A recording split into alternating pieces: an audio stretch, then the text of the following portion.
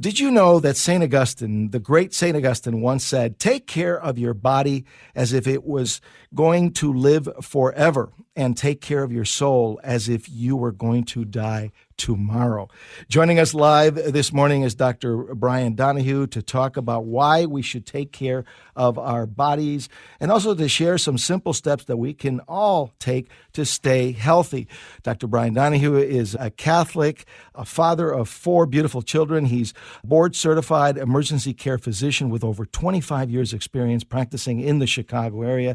Dr. Donahue graduated with honors from the University of Illinois College of Medicine in Chicago.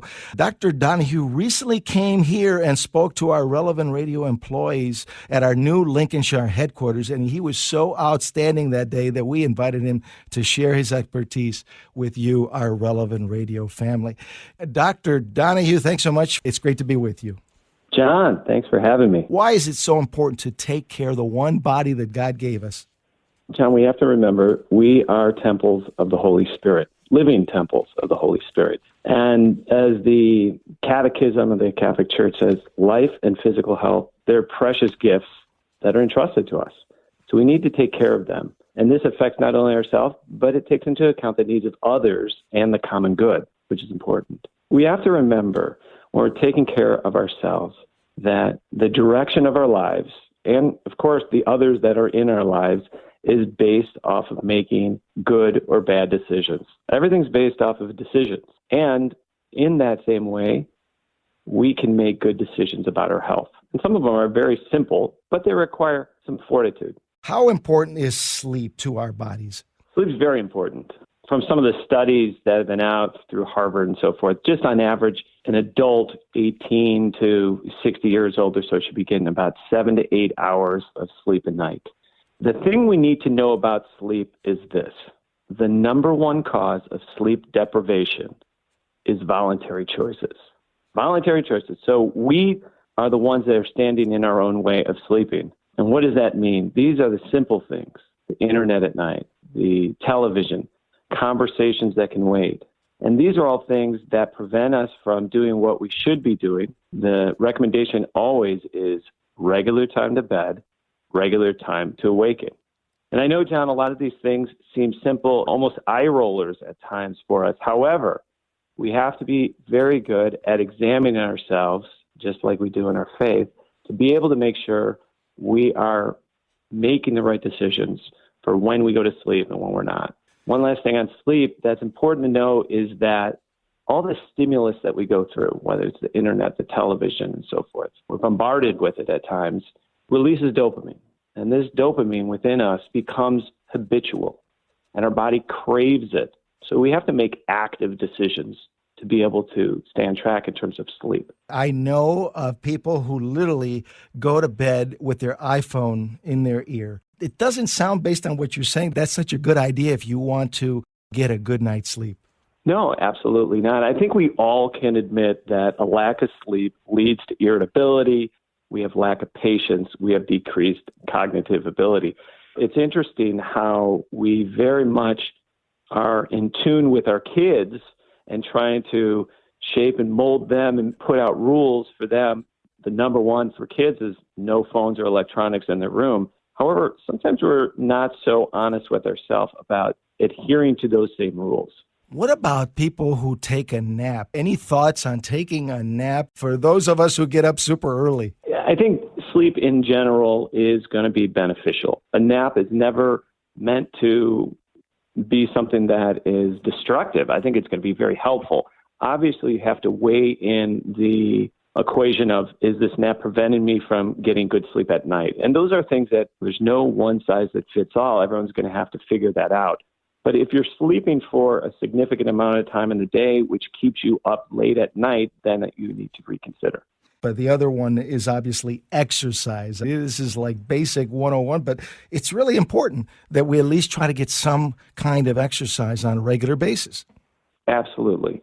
The American Heart Association recommendation, so everyone knows, is that for an adult, you need to get 150 minutes per week of what we call just moderate activity. Moderate activity could be anything from a brisk walk to a bike ride, something that's getting our heart rate up more than the standard. So 150 minutes per week is equivalent of 30 minutes a day, 5 times a week.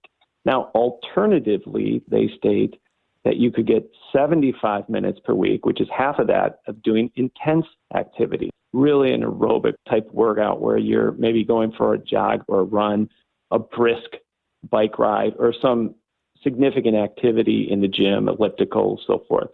So 150 at moderate or 75 minutes of intense. And some of these things we can do in a very simple way by simply remember a body in motion stays in motion. So we try to be adherent to less time sitting. If we have a job that's at a desk, we need to get up and move around.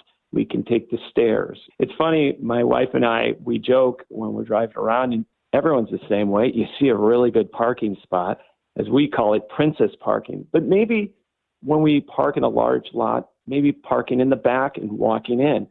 Getting these kind of habits, I think, are also useful to understanding that we need to stay in motion. Maybe taking the stairs instead of the elevator when you're only going a few floors? Yeah, everything's based off of little decisions, and we can make a lot of the little decisions add up to a big decision in the end. What about joining a health club, for example? You don't need to spend a lot of money to get exercise in. Some people obviously join a health club and they spend a lot of cash to be a member, but you can get a lot done right in your own home or right in the neighborhood. Absolutely. I think that's the overall thought, John. Sometimes we feel that, hey, if I join this or I buy this online, it's going to fix me. And the reality is we need to be mindful of what our goals are of movement and exercise. And that, I think, like you said, you can do in the house. Sometimes you could do it at work. You can do it while you're watching your kids at games and maybe walk around the perimeter. There's a lot of simple ways to be able to increase our calorie burning and get our muscles moving. Are you a fan of treadmills? Is that something that you're in favor of? The reality is everyone's trying to cut a corner in terms of what is most convenient. And having those at home, yeah, it can save a lot of time as opposed to driving to a gym and so forth. For the people that are really trying to find a way, a niche in their time to be able to get some more aerobic activity. So I think any of those, a stationary bike or a treadmill or an elliptical are all good. Everyone's going to have to recognize what their capabilities are. People with bad knees might not be wanting a treadmill and a bike, or a simple elliptical might be a little bit more beneficial for them. What about doing just light weights, some kind of exercise to build up and to keep that muscle tone? I've actually talked to guys in their 70s that are still lifting weights and are still pretty strong. Yeah, it's pretty amazing. The body can do a lot of things that we sometimes forget, and we maybe use that moniker of, oh, I'm getting old, so therefore I can't do these things. And that's not the truth. The body's muscle helps support the joints. And as long as we can start or continue to build up muscle, it's going to support our joints. The American Heart Association says at least twice a week in muscle training. These are, once again, ways that can keep our bodies in motion. We talked about sleep. We talked a little bit about the importance of exercise. Dr. Donahue, let's talk about diet. Can you give us your take on the importance of diet in this day and age?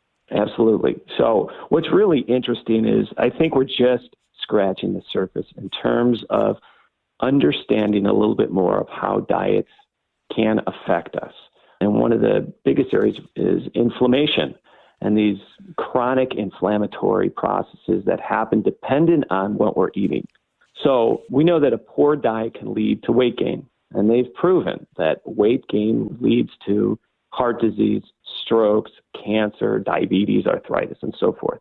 It also leads to generalized inflammatory processes, which can also lead towards different kinds of cancers and abdominal conditions and fatigue. It also leads to plaque in our heart. So that's our baseline of why we need to diet. How do we do it? I'm more of a fan of saying, let's stick to the simple and do it really well. So number one recommendation for controlling your diet is decreasing sugar and carbs. Carbs, we have to understand, they're a form of sugar. They're a long-acting form of sugar, okay? So how do we do that? one of the best ways is whatever you're drinking, change to water. A lot of people ask, is coffee okay? Yeah, but you can't keep drinking coffee all day long.